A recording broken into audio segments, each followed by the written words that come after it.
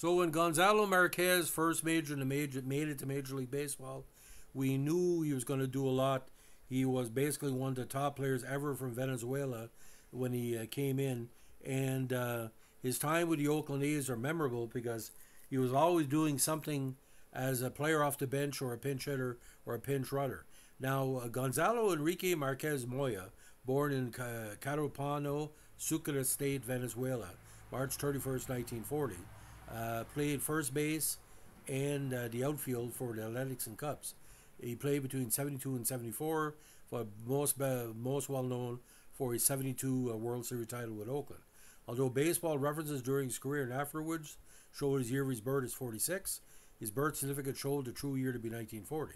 Marquez presented an ID that showed 1946 when he turned professional.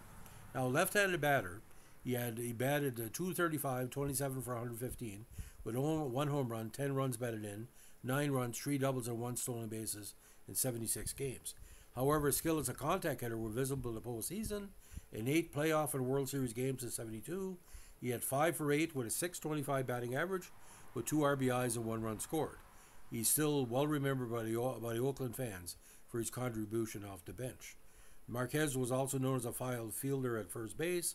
On May 5th, 73, against the Indians, he became the last left-handed player to be listed on the lineup card as a second baseman in a Major League contest. He did not appear in the field at second, though. Marquez enjoyed a long career at home in the Venezuelan Winter League, nearly all of it with the Leones de Caracas club. He compiled a record of 288 with 16 home runs and 295 RBIs in 833 games from 65 to 84. In the 1970 Caribbean Series, he led all players with a .440 batting average and 4 stolen bases. To help the Navegantes de Magallanes win the series, marking the first time a Venezuelan team had taken the title. Unfortunately, Marquez was killed in a car accident as he was returning home from a baseball game in Valencia with 2 of his sons. He and his boys stopped for a roast pork sandwich at a National Noel roadside eatery, but another car prevented them from leaving the parking lot. Once Marquez did get back onto the road, a drunk driver struck his car. Marquez died, though the 2 boys survived. And this was, again, at the young age of 44 on December 19th, 84 in La Victoria.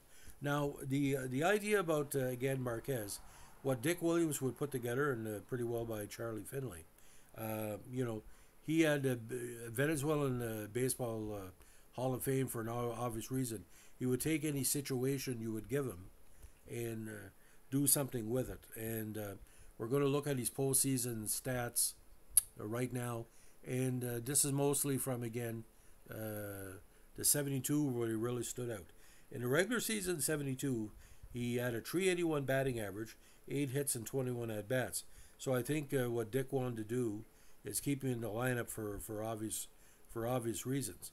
Now, in the 72 playoffs, it was, again, a very strong.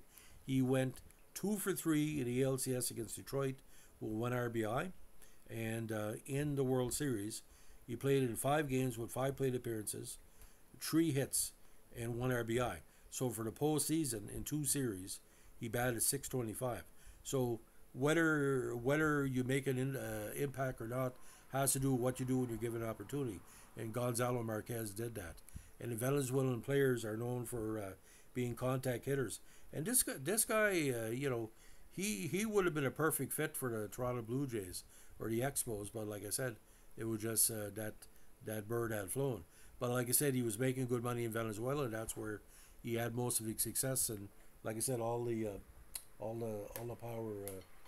power to him. So that's another story we've done on the great Oakland A's teams of the early 1970s, Gonzalo being part of the 72 World Series. If you like what we're doing here with our Oakland A's podcast, let us know in a like, comment, subscribe, or share.